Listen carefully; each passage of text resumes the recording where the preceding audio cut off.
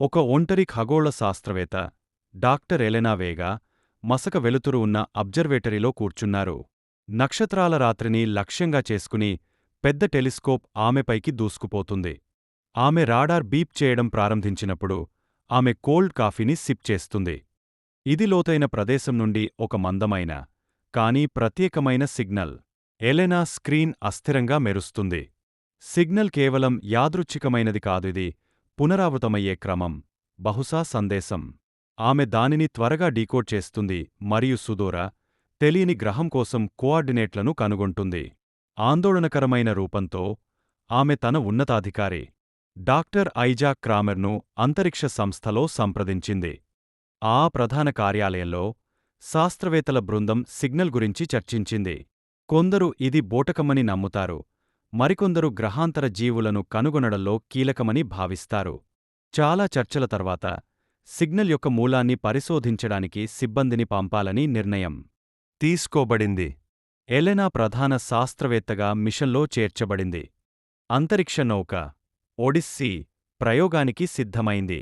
Elena తన వ్యోమగాములు మరియు ఇంజనీర్ల బృందంతో కలిసి సొగసైన మరియు అధునాతనమైన ఓడను ఎక్కింది. కౌంట్డౌన్ ప్రారంభమైనప్పుడు మిషన్ యొక్క గురుత్వాకర్షణ ప్రతి ఒక్కరిపై బరువుగా ఉంటుంది.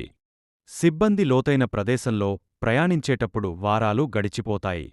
వారు శిథిలాల వలయంతో చుట్టుముట్టబడిన ఎప్సిలాన్ ప్రైమ్ అనే రహస్యమైన గ్రహాన్ని చేరుకుంటారు. వారు కక్ష్యలోకి ప్రవేశించడానికి సిద్ధమవుతున్నప్పుడు ఓడ యొక్క వ్యవస్థలు పనిచేయవు మరియు గ్రహం నుండి సిగ్నల్ తీవ్రమవుతుంది.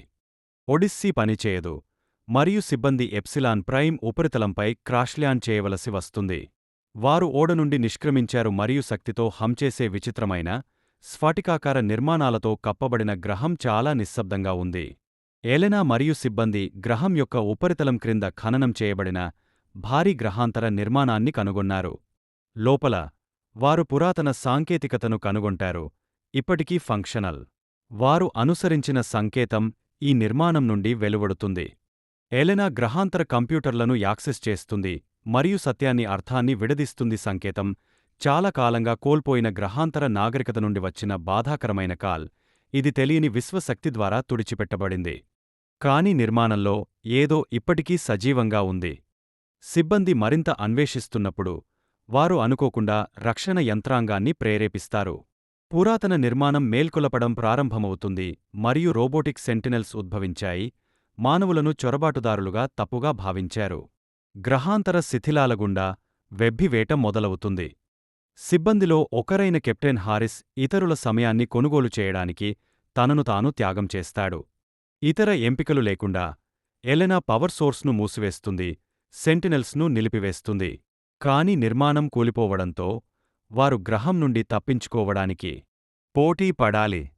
తిరిగి భూమిపైకి ఆ యొక్క రాడార్ మరొక సంకేతాన్ని గుర్తించింది, బలమైనది మరియు మరింత సుదూర గెలాక్సీ నుండి. వార్తలను అందుకుంటూ ఎలెనా ముఖం తెరపై కనిపిస్తుంది. తమ ప్రయాణం ముగసిపోలేదని ఆమెకు తెలుసు.